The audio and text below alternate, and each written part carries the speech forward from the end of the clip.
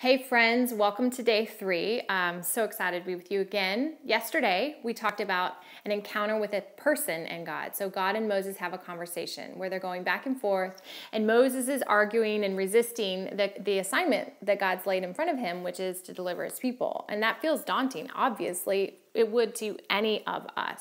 And Moses in particular gives him all these reasons as to why he's not the right man for the job. And I think a lot of us resonate with that.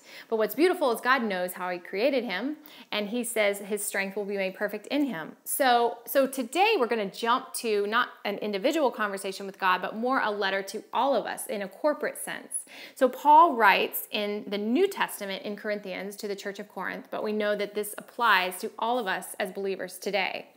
And what he's doing is he's showing how do we show strength as a community or as a collective, corporately. And so he starts in chapter 4. I'm going to jump into this narrative that he's having right now in verses 1 through 18. He says, "Therefore, since God in his mercy has given us a new way, we never give up." So I love that phrase, we never give up. I almost want to put it over the doorways of my home. Sometimes we'll have moments of strength or seasons of strength or long periods of strength, but at some point we might encounter what happened that we talked about in day 1, which was these symptoms of burnout, fatigue, restlessness, a loss of desire. And we need someone around us who's feeling strong on that day to remind us what is true. I know I have those people kind of like, on group text or a dear friend. I'll just say, hey, I'm starting to really feel so weak that I need someone to kind of rally. And that's what we are. We're the body. We're the church. We were made to rally for each other. And so I love this passage because it doesn't deny that hard things are going to come against us. It's more of how are we going to respond as a people. So he continues here in verse 7. He says, "We now have this light shining in our hearts." I love this. I mean, how hopeful is that? We have a light. You are the light of the world, church. You are a city on a hill.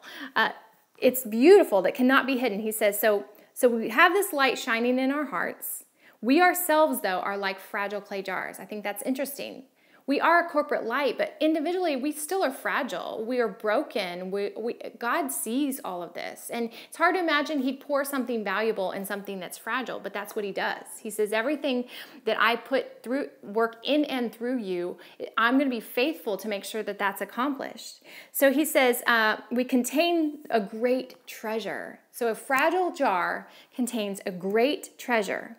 And this treasure basically is what makes it clear that our great power is from God and not ourselves. I think that's the biggest theme through this study, is that all the treasure and all the power is from him and him alone. It's not from us. So then he continues in verse 8. He says, "We're pressed on every side, but we are not crushed.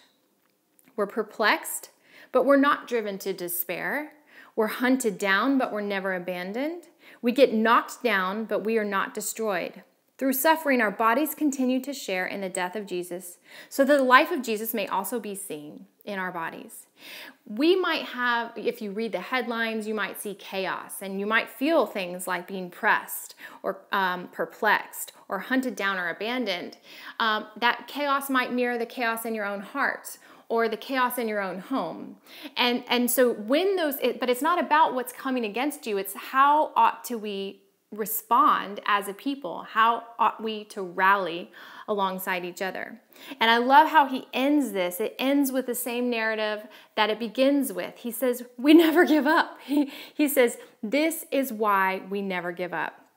He says, may we be like the words of the psalmist who had the faith that said, I believed in God no matter what.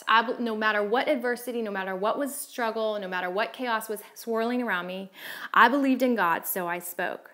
We know that God who raised Lord Jesus will raise us with Jesus. He says, and as God's grace reaches more and more people, there will be great thanksgiving and God will receive more and more glory. And that's the point, right? That God, even through adversity and our faithfulness of not giving up, he says, God will receive more and more glory. So he summarizes again, this is why we never give up. And that's a theme we need to know when we're talking about strength. We might not feel it every day, but that's okay. If we have people around us that are going to rally with us, it'll keep us going. Because the ultimate idea here is that we don't give up.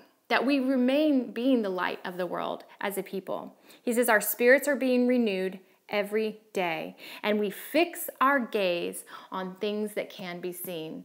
And that's the strength and the hope and the light that God gives us.